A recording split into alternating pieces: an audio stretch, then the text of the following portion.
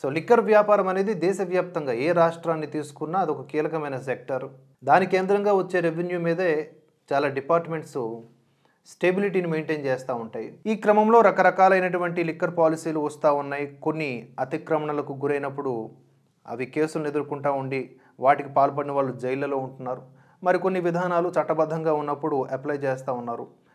తాజాగా మందుబాబులకు ఒక good news వచ్చింది. అది ఏంటి అంటే లిక్కర్ కోసం ఇకపై పబ్బులు, వైన్స్లు లేకపోతే బార్లకు వెళ్లాల్సిన అవసరం లేదంట.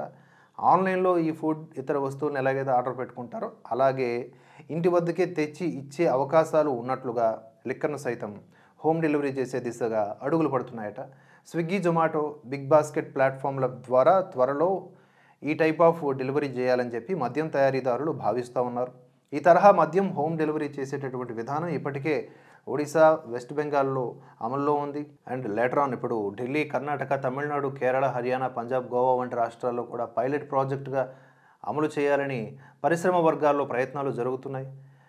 ఈ మేరకు జాతీయ మీడియాలో కూడా దీని మీద చర్చ జరుగుతూ ఉంది. స్విగ్గీ, జొమాటో, బిగ్ బాస్కెట్ వంటి ఇలాంటి ప్లాట్ఫామ్ల ద్వారా రకరకాలైనటువంటి బ్రాండ్లతో కూడుకున్న ఈ మద్యం అనేది తక్కువ స్థాయిలో అది కూడా హోమ్ డెలివరీ చేయొచ్చని పేర్కొనడం జరిగింది. ఈ విధానం ద్వారా లాభ నష్టాలను అంచనా వేసుకుని త్వరలోనే ఒక డిసిషన్కి రాబోతున్నట్లుగా తెలుస్తోంది. యాక్చువల్లీ కోవిడ్-19 ఆ టైంలో మహారాష్ట్ర, జార్ఖండ్, ఛత్తీస్గఢ్, అస్సాం ఇటువంటి రాష్ట్రాల్లో తాత్కాలికంగా మద్యం హోమ్ డెలివరీకి ఆయా ప్రభుత్వాలు అనుమతించడం జరిగింది. ప్రస్తుతం ఈ విధానం అమల్లో ఉన్నటువంటి వెస్ట్ బెంగాల్, ఒడిశాలో ఈ ఆన్లైన్ డెలివరీల కారణంగా 20-30% వరకు లాభాలు పెరిగాయంట.